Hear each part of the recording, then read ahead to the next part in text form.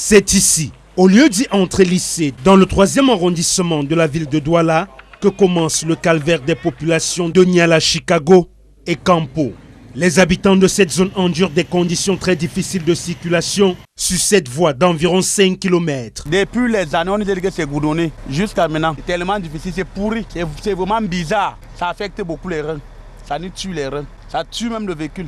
De combien d'années on n'a même plus jamais vu un engin de la communauté ou bien de la mairie passer ici. Il y a même un député ici à côté, puis on ne sait pas pourquoi on arrange pas cette route. D'ailleurs, vous constatez qu'une grande cité comme celle-ci, regardez les immeubles.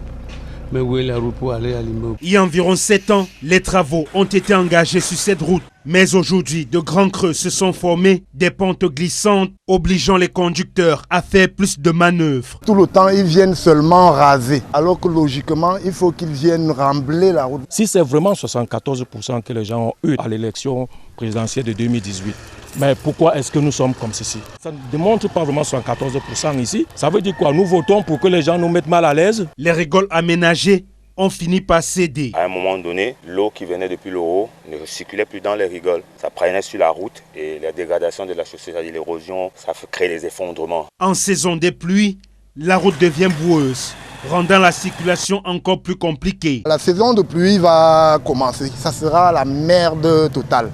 Il n'y a que les 4x4 qui fonctionnent ici là.